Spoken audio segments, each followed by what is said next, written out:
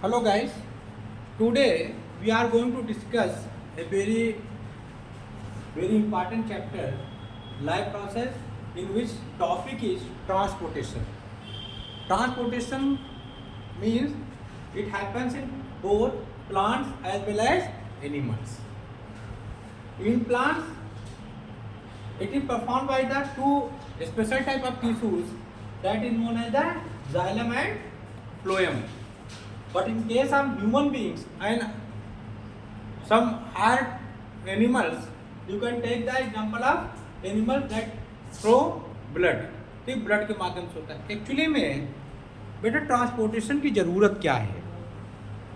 जैसे इससे पहले हम लोगों ने डिस्कस कर लिया कि डाइजेशन में क्या होता है कि यू हैव सीन, आप देख चुके हैं कि आप digested food is going to be absorbed by the villi and after that it is going to stored in the liver. Liver में होता है. अब लीवर में एकत्र तो थोड़ा होता है, उस वो फूड जो मटेरियल हमें मिलता है उसमें जो उपस्थित जो न्यूट्रिएंट्स है उनको शरीर में कहीं जगह कहीं भेजना जरूरी है कि नहीं जरूरी है? अगर न्यूट्रिएंट्स नहीं जाएंगे, क्योंकि हमारा जो बॉडी है वो अरबों सेल का बना है, बिलियंस ऑफ सेल्स. क्लियर? तो वो अगर न्यूट्रिएंट्स वहीं रह जाएंगे तो हम सरवाइव नहीं कर पाए. तो दूसरा सिस्टम क्या है कि हमें हमारी बॉडी को जो सर्कुलेशन सिस्टम की ज़रूरत इसलिए पड़ी कि यही एक ऐसा माध्यम है जिसके तहत हम पूरे बॉडी को जो है न्यूट्रिएंट सप्लाई कर सकते हैं, हार्मोन सप्लाई कर सकते हैं, एंजाइम सप्लाई कर सकते हैं, रेस्पिरेटरी गैस है जिसमें ऑक्सीजन और CO2 होता है उसको हम जो है एक स्थान से दूसरे स्थान में भेज सकते हैं. क्लियर? और अदर वेस्ट मटेरियल जैसे अमोनिया हो गई या कुछ और जो है अमोनोलिटिक जो है सब्सटेंस हो गए, उनको शरीर के विभिन्न भागों में भेजना और वहाँ से कलेक्ट करना ताकि शरीर से हम इन हानिकारक पदार्थों को जैसे CO2 हो गई, अमोनिया हो गई, इनको शरीर से बाहर कर देना. ये प्रोसेस क्या कहलाती है? ट्रांसपोर्टेशन. अर्थात ट्रांसपोर्टेशन में एंजाइम, हार्मोन्स और रिस्पिरेटरी गैसेस का जो है क्या होता है, और न्यूट्रिएंट्स. और क्या होता है बेटा यहाँ पर?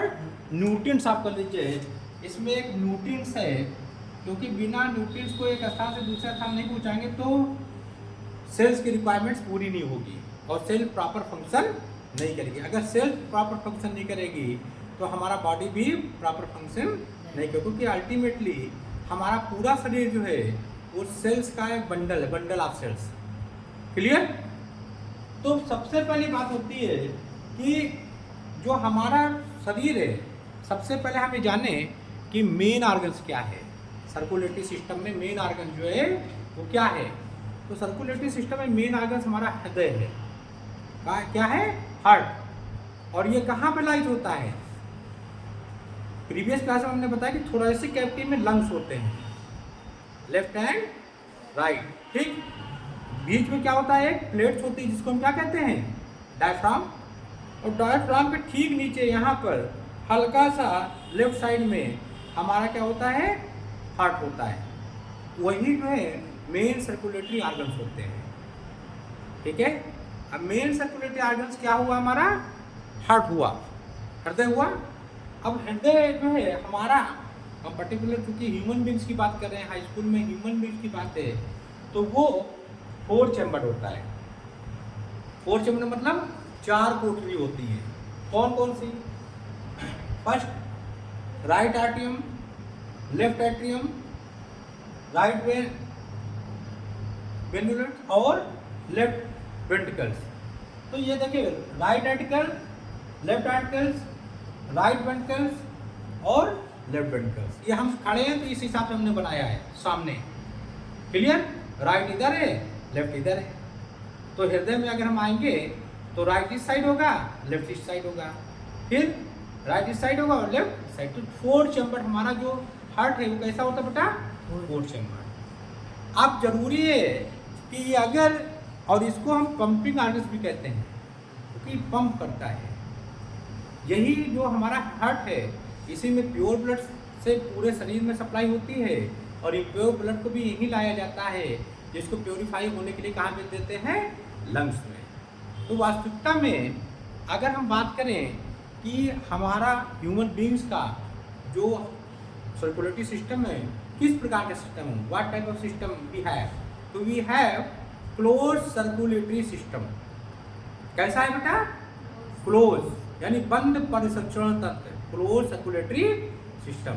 और वास्तविकता में इसमें फ्री फॉर्म में 3 सर्कुलेटरी सिस्टम वो एक साथ काम करते हैं, तो पूरा सर्कुलेटरी सिस्टम बनता है। Let us see here, here you can find circulatory system of the human beings. This is the mixture of what, heart plus lungs and plus blood capsules. तो हार्ट बेटा यहाँ क्या होता है, जिसको कार्डियक सर्कुलेटरी सिस्टम कहते हैं, cardiac, क्योंकि कार्डियक मसल्स का बना होता है। क्लियर, हृदय को क्या कहते हैं, कार्डियक। फिर लंग्स क्या होता है, उसको पल्मोनरी कहते हैं, पल्मोनरी, ठीक है। वेन्स और अभी आप आर्टरीज के बारे में पढ़ेंगे। तो पल्मोनरी ये क्या होता है, सर्कुलेटरी सिस्टम, ये लंग्स हो गया।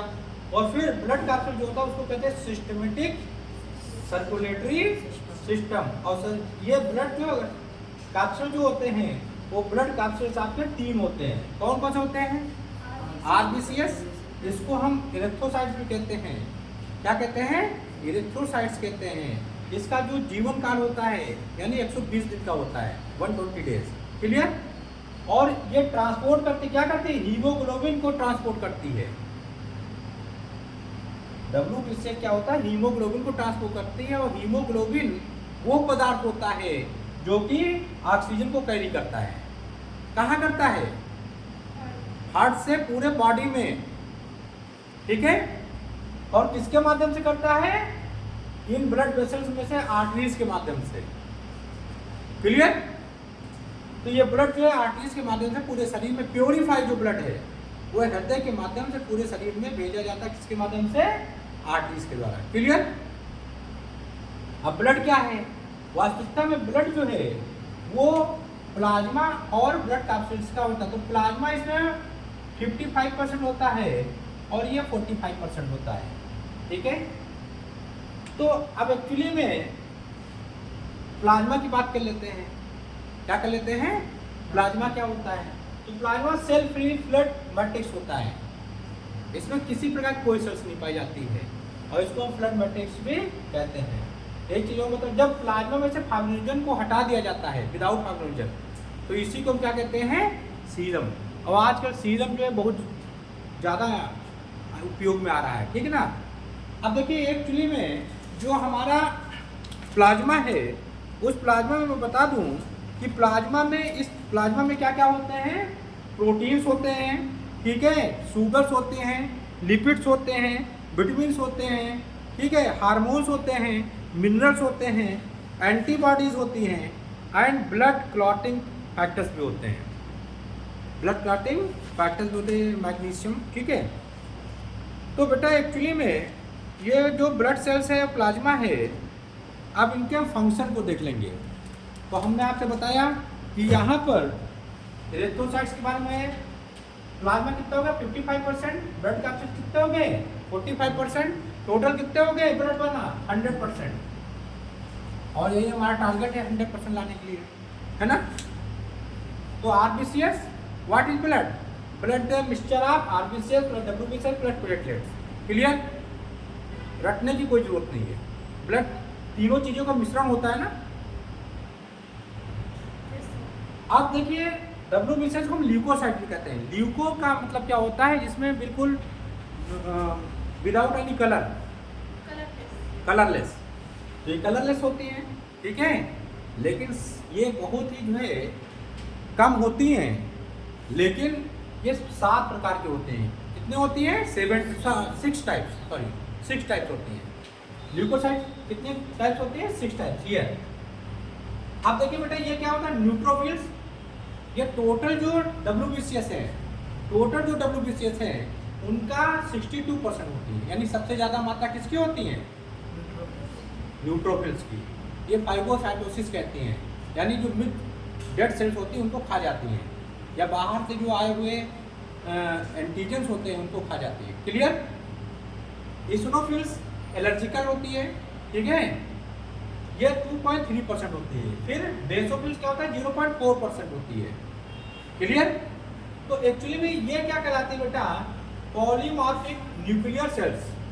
पॉलीमॉर्फिक न्यूक्लियर सेल्स को मतलब इसमें न्यूक्लियस कई होते हैं और ये ग्रेनुलोसाइट्स यानी कणिका में होता है, जैसे कणनुमा ऐसे होते हैं, जैसे कांच के उसको तोड़ दीजिए और उसको किसी पानी में घोल दीजिए तो उसको अगर आप छुओगे तो कैसा लगेगा, कण लगेगा ना, या चीनी को आप छुइए तो कैसा लगता है, ग्रेनुलोसाइट्स होता है नहीं। अब तो ये तीन जो सेल्स होती हैं इनमें मल्टी न्यूक्लियट होती है और साथ ही साथ ये ग्रेनुलोसाइट्स में सेल होती है, जिसमें कणिका में कोशिकाएं जो होती हैं वो ये तीन होते हैं, यानी कणनुमा इनका अपीयरेंस होता है। क्लियर? बाकी तीन जो बची, मोनोसाइट्स ये 5.3% होती है, लिम्फोसाइट्स 30.3% होती है और मेगा कैरियोसाइट जो होती है ये बोन मैरो में प्लेटलेट्स की उत्पन्न करने वाली कोशिकाएं होती हैं। ये तीनों जो सेल्स होती हैं 1, 2, 3 ये एक ग्रेनुलोसाइट्स होती हैं और इनमें न्यूक्लियस लगभग एक ही होता है। क्लियर?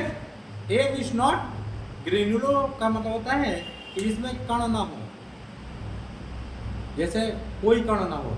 चीनी को जैसे पानी में आप घोल लीजिए, उसके बाद आप पानी को छुइए शरबत को, तो क्या उसमें कोई अपीयरेंस आपको लगेगा, कोई कण का में आपको नहीं लगेगा। तो वैसे ही उसमें होती है। तो अब मैंने आपको ये बता दिया कि WBCS कितने टाइप होते हैं, 6 टाइप्स। क्लियर?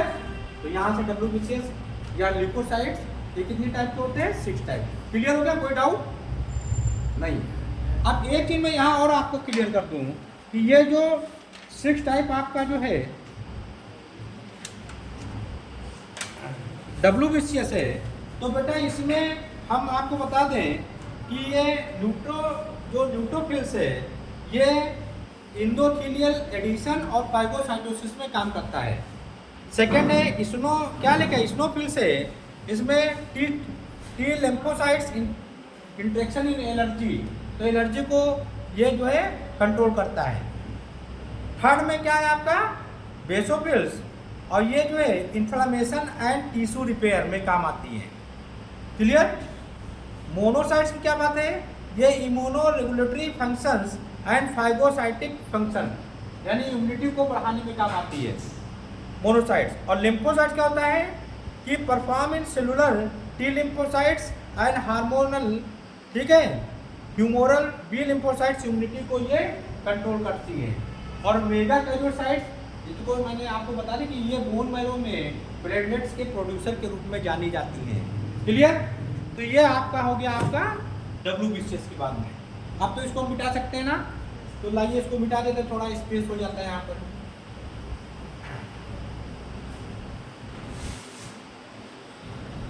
तो WBCS बेटा कितना होता है, ग्रेनुलोसाइट्स एंड ए ग्रेनुलोसाइट्स।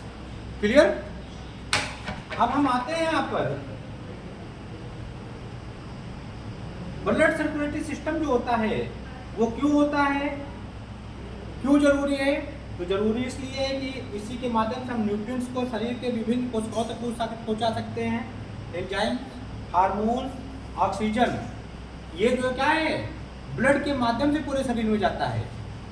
और फिर उधर से जो कचरा होता है, कचरे के रूप में क्या आता है, कार्बन डाइऑक्साइड और अमोनिया से बने हुए जो हानिकारक पदार्थ जिसको शरीर से बाहर निकालना तुरंत जरूरी होता है, वो क्या कहते हैं, उसको हम लाते हैं लंग्स में डालते हैं। कार्बन डाइऑक्साइड जो है वो लंग्स के तहत बाहर हमारे नॉस्ट्रिल से निकल जाते हैं। क्लियर? आएगा लेकिन कहाँ, पहले लंग वहाँ हृदय में, हार्ट में, और हार्ट के बाद हार्ट में ही आपको प्योरीफाइड ब्लड मिलेगा और हार्ट में ही आपको इम्प्योर ब्लड मिलेगा। तो आप यहाँ देख सकते हैं कि हमारा जो प्यारा हृदय है वो प्यारा हृदय इसमें दिख रहा है। ये देखिए डबल सर्कुलेटरी सिस्टम है। क्या है? डबल सर्कुलेटरी सिस्टम है। और यहाँ पर आप देखिए ये हमारा क्या है, हार्ट है। और हार्ट में ये देखिए जो ब्लू कलर है इसको सुपीरियर वेना कोवा ठीक है, ये एओरोटा कहलाता है। पल्मोनरी वेन्स, ध्यान रखिएगा पल्मोनरी वेन्स एक ऐसी वेन्स होती है जिसमें प्योर ब्लड बहता है। अदरवाइज जितने भी वेसल्स होते हैं सब में इम्प्योर ब्लड बहता है। फिर उसके बाद यहाँ पे राइट एट्रियम है ये। फिर नीचे आ जाइए तो इन्फीरियर वेना कोवा, सुपीरियर ऊपर रहती है, इन्फीरियर क्या होती है नीचे। सुपीरियर जो वेना कोवा होता है वो ऊपर, यानी हृदय से ऊपर जितने भी लंग्स हैं, वो लंग्स हो गया और जो ऊपर बॉडी पार्ट्स होते हैं उनको जो है ये ब्लड वहाँ से क्या करती है, सप्लाई करती है। अब एक्चुअली में यहाँ पे क्या है कि इधर देखिए पल्मोनरी आर्टरीज, ये पल्मोनरी आर्टरी जो है कहाँ लेकर जाती है ब्लड को। पल्मोनरी आर्टरी जो है वो ब्लड को जो है लंग्स तक लेके जाती है। फिर पल्मोनरी वेन और लंग्स से जो है इम्प्योर मतलब जो ब्लड है उसको लेके आने का काम किसका होता है, पल्मोनरी वेन्स का। और ये आपका क्या है, करोनरी आर्टरीज। और यहाँ पे ये लेफ्ट वेंट्रिकल्स हो गई और इधर ये राइट वेंट्रिकल्स हो गई। अब जो हमारा हृदय है या जो हार्ट है वो इस टाइम में और देख सकते हैं एक्सटेंसिव फॉर्म में। ठीक है, तो यहाँ पर आप इसको देख सकते हैं बहुत ही क्लियर। ठीक, इसमें देखिए पूरा स्पष्ट दिए हैं, superior vena cava, SA node, right atrium, pulmonary veins, AV node, transport valve, ठीक है, एंड सो मैनी थिंग्स। तो यू कैन वॉच हियर। और डबल सर्कुलेटरी सिस्टम जो होता है बेटा, चूंकि हमारा जो ब्लड सिस्टम है वो क्लोज है, यानी हर चीज़ क्या है एक बंद टाइप के पाइपों में होती है ना, ट्यूब में होती है। वो जो ट्यूब से होते हैं, देखिए यहाँ पे देखिए आप इसको देख सकते हैं यहाँ पर अच्छी तरीके से कि ब्लड जो है वो कैसे, एक तरफ यहाँ पे इम्प्योर ब्लड का दिया है, दूसरी तरफ क्या दिया है, प्योर ब्लड का दिया है।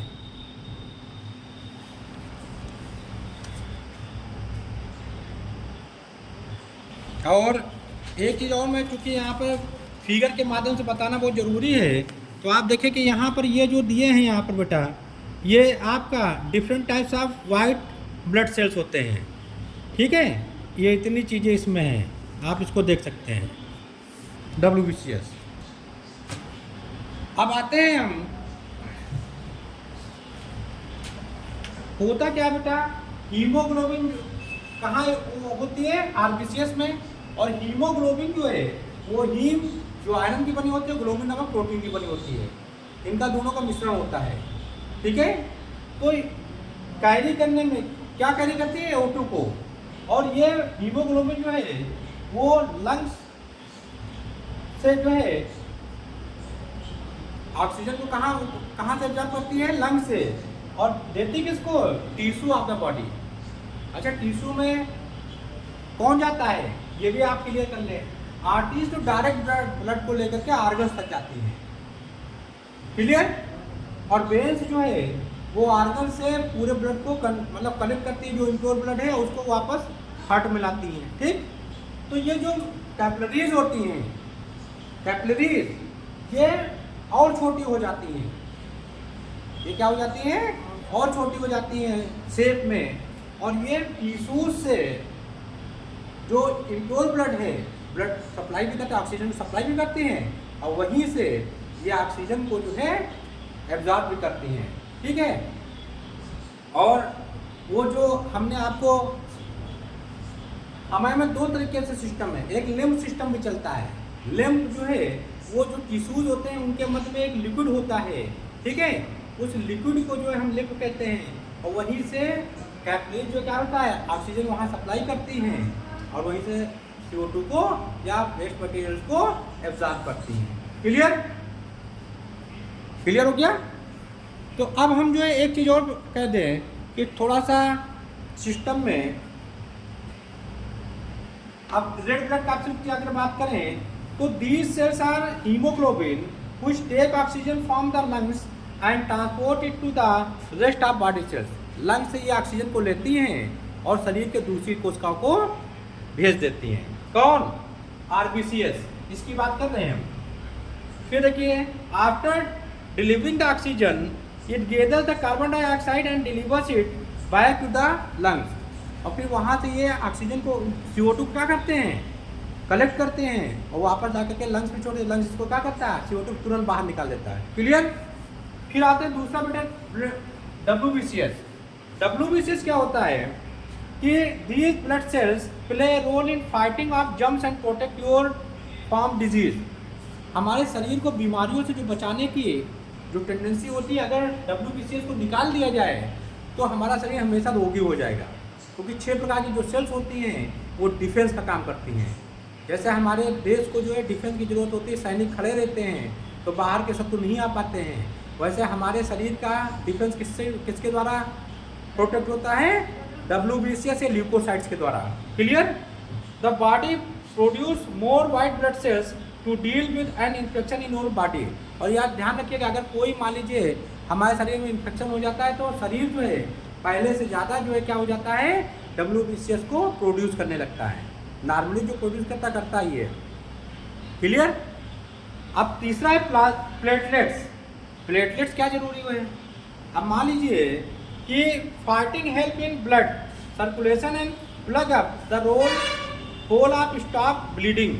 ब्लीडिंग को रोकने के लिए प्लेटलेट्स की बहुत ज़रूरत होती है। When the platelets start sticking to the opening of the damage blood vessels, they start attracting more fibres, platelets and other blood cells to prevent excessive bleeding. अच्छा, ब्लड बहता किस में है? वेन्स में, आर्टरीज में, ठीक है ना? तो हर आर्गन्स में आर्टरीज और वेन्स फैली हुई है, ठीक है, या वेसल्स। तो क्या करते हैं, जो प्लेटलेट्स होते हैं, जैसे मान लीजिए पाइप है, अब पाइप जो है मान लीजिए कि कहीं फट गया, तो जैसे मान लीजिए यहाँ से ब्लीडिंग हो रही है, यहाँ थोड़ा सा, पूरा पाइप नहीं गड़बड़ है, तो अगर मान लीजिए पाइप यहाँ पे डैमेज है तो प्लेटलेट्स आएंगे, यहीं पे चिपक जाएगी, एक के ऊपर एक, एक के ऊपर एक, एक के ऊपर एक, फिर वो एक नेट बना लेंगी। और जो फ्लड फ्लो होता है, जैसे फ्लो आ रहा है इधर से, और यहीं पे हमने उसको ब्लॉक कर दिया तो ब्लीडिंग हमारी क्या हो जाती है? रुक जाती है।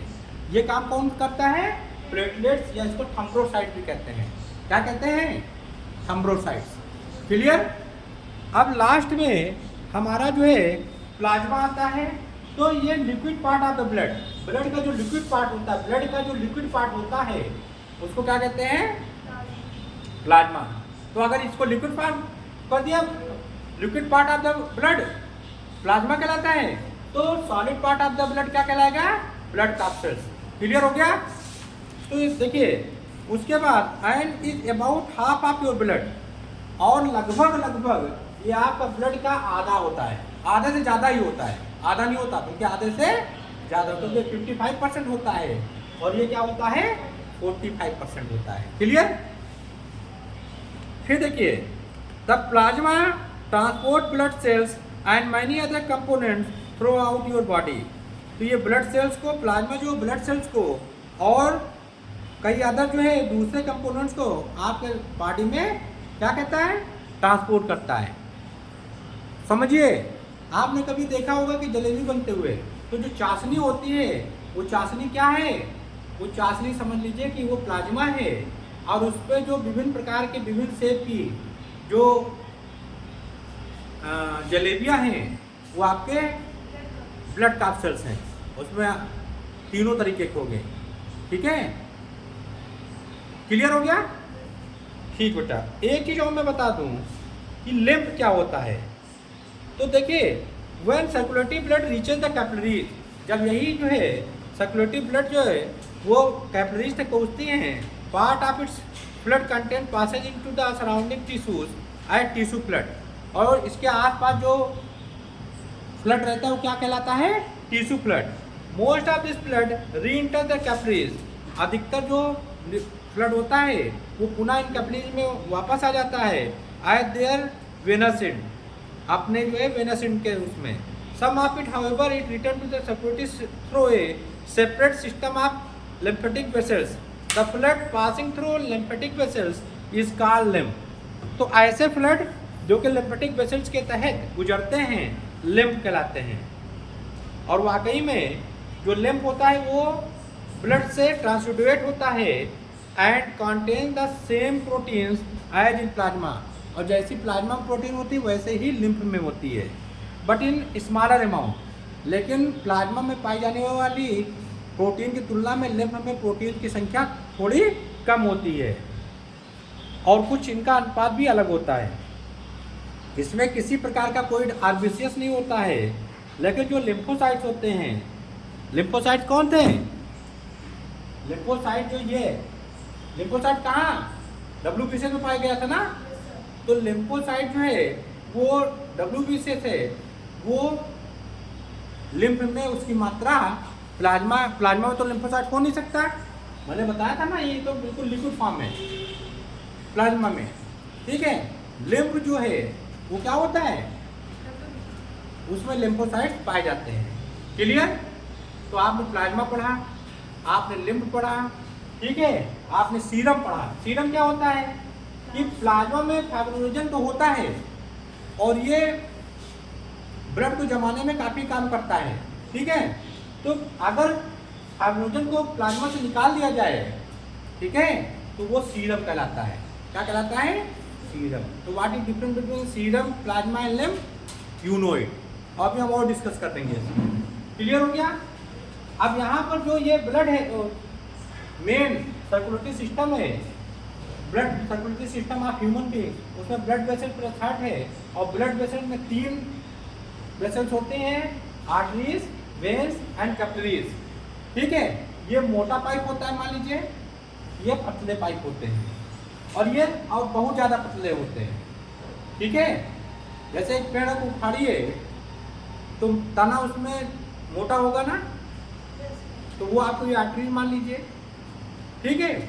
और उसको और नीचे आए तो जड़ क्या है, तने की तुलना में थोड़ा पतली होती है, होती है नहीं होती है, उसको आप वेन्स मान लीजिए, और उसमें भी छोटी छोटी बिल्कुल बाल जैसी संरचना होती है, उसको आप कैपिलरीज मान लीजिए। ये केवल हम आपको बता रहे हैं, एग्जाम्पल दे रहे हैं, पढ़ा क्या रहे हैं?